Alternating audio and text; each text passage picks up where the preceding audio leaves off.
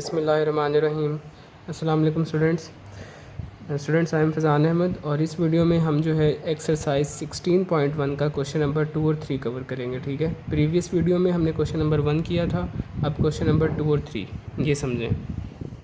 Question number 2 की statement है, in a parallelogram ABCD measurement AB is 10 centimetre, the altitudes corresponding to sides AB and AD are respectively 7 centimetre and 8 centimetre, find AD। ये question हमें given है। ठीक है, question का meaning के पहले आपने डायग्राम से उसको समझना है। क्वेश्चन नंबर 2 है जी।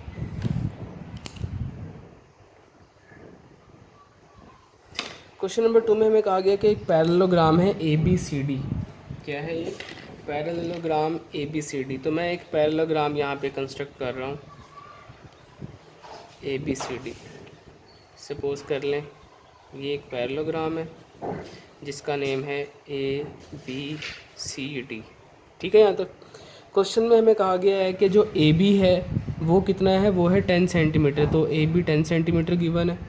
ठीक है, इसके अलावा हमें कहा गया है, क्वेश्चन में देखें, क्वेश्चन में कहा गया the altitudes corresponding two sides AB and AD। AB का एल्टीट्यूड 7 है और AD का एल्टीट्यूड 8 है। ठीक है, तो अब AB और AD के एल्टीट्यूड्स बना लेते हैं हम। AB साइड ये है बच्चों, तो इसका एल्टीट्यूड क्या होगा? ऑफ कोर्स इसका एल्टीट्यूड ये होगा। ठीक है, और ये कितना गिवन है हमें क्वेश्चन में? ये गिवन है 7 सेंटीमीटर। 7 सेंटीमीटर। ठीक होगी बात। इसका नाम हम सपोज कर लेते हैं DE। इसका नाम हमने DE रख लिया। ठीक है, सिमिलरली क्वेश्चन में हमें AD के परपेंडिकुलर का भी कहा गया है, तो अब आप AD का भी परपेंडिकुलर ड्रॉ कर लें। तो AD का परपेंडिकुलर कुछ इस तरह से होगा जो AD के ऊपर परपेंडिकुलर होगा। ठीक है, इसका नाम हम रख लेते हैं BF। ठीक होगी बात। और ये इसकी लेंथ कितनी गिवन है? इसकी लेंथ हमें 8 सेंटीमीटर गिवन है। ये इन्फॉर्मेशन स्टूडेंट्स हमें क्वेश्चन में गिवन है और हमें कहा गया है कि ये जो AD है इसकी लेंथ फाइंड आउट करें। ठीक है, हमने किसकी लेंथ फाइंड आउट करनी है? AD की लेंथ फाइंड आउट करनी है। तो देखें ज़रा,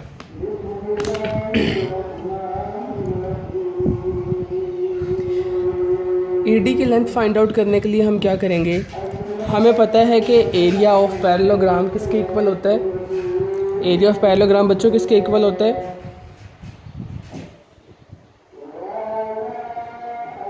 area of parallelogram is equal to base into altitude. यही होता है ना स्टूडेंट्स एरिया का फार्मूला। पैरेललोग्राम का एरिया क्या होता है? Base into altitude. ठीक होगी बात। अब आप सबसे पहले यहाँ पर देखें, ये जो पैरेललोग्राम है हमारे पास ABCD, इसकी बेस कितनी है? इसकी बेस है AB और एल्टीट्यूड मैं पहले ये वाला एल्टीट्यूड कंसिडर कर रहा हूँ DE। तो बेस इनटू एल्टीट्यूड, बेस मेरे पास कितनी है? बेस है 10 AB, तो यहाँ पे आ गया AB मल्टीप्लाई बाय एल्टीट्यूड कितना है? DE, तो एल्टीट्यूड की जगह आ गया DE। ठीक होगी बात। अब आप इसकी जगह वैल्यूज पुट कर दें। AB कितना है हमारे पास? AB की वैल्यू है 10, तो आप AB की जगह 10 पुट कर दें। और DE कितना है?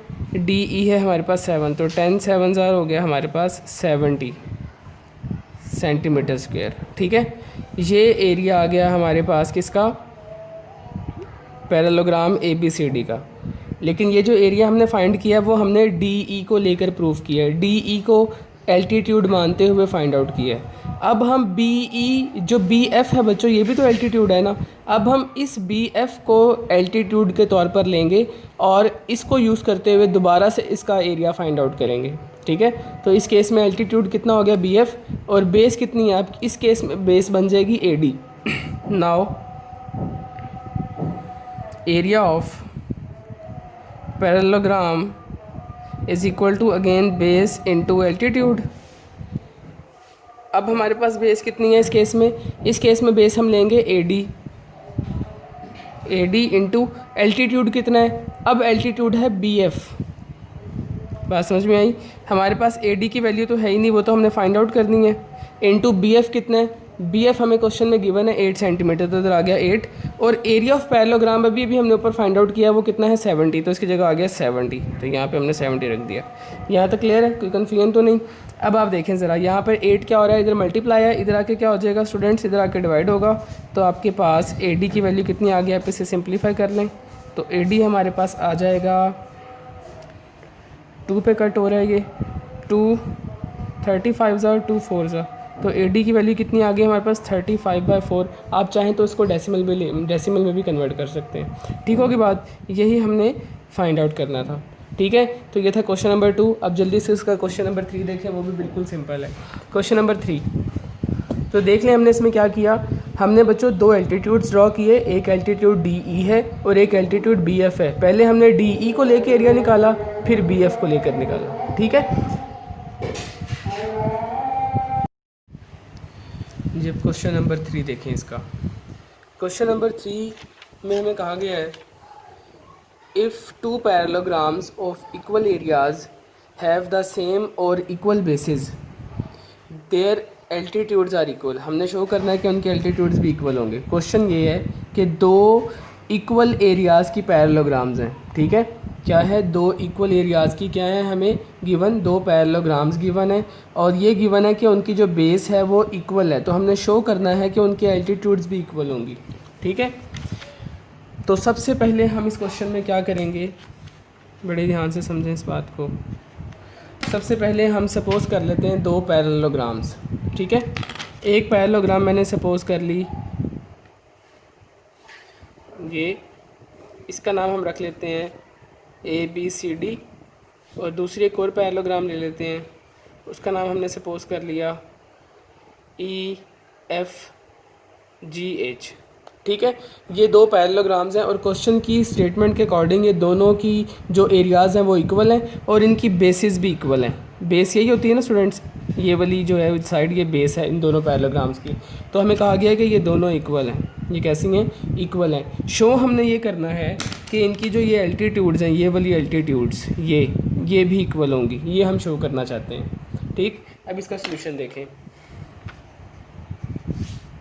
क्वेश्चन में हमें कहा गया है कि इन दोनों पैरेललोग्राम्स के जो एरियाज़ हैं वो इक्वल हैं। तो मैं लिख सकता हूँ area of parallelogram ABCD is equal to area of parallelogram EFGH। लिखा जा सकता है कि नहीं लिखा जा सकता, क्योंकि क्वेश्चन में गिवन है कि इनके एरियाज़ इक्वल हैं, तो वही चीज़ मैंने टेक कर ली। ठीक है, सेंस। ठीक है, अब देखें आप, एरिया का फॉर्मूला क्या होता है, बेस इंटू एल्टीट्यूड, और इधर भी एरिया का फॉर्मूला क्या होगा, बेस इंटू एल्टीट्यूड। यहाँ तक आ गए। ठीक, अब आप मुझे बताएं, आप ABCD जो पैरेललोग्राम है इसकी बेस कितनी है। इसकी बेस है हमारे पास AB, तो मैं यहाँ पे बेस की जगह लिख रहा हूँ AB मल्टीप्लाई बाय एल्टीट्यूड कितना है इसका। एल्टीट्यूड हम सपोज़ कर लेते हैं, जो हमने ड्रॉ किया था इसका नाम है DE, और ये जो ड्रॉ किया था इसका नाम रख लेते हैं EFGH, I रख देते हैं HI। ठीक, तो यहाँ पे एल्टीट्यूड कितना है हमारे पास, DE। अब इस पैरेललोग्राम में आ जाएं, बेस कितनी है EF और एल्टीट्यूड कितना है HI। ठीक है, यहाँ तक। अब हमें क्वेश्चन में गिवन था कि दोनों बेसिस इक्वल हैं, यानी कि AB और EF इक्वल हैं। अगर AB और EF दोनों इक्वल हैं तो क्या मैं लिख सकता हूँ since AB is equal to EF। AB किसके इक्वल है, EF के।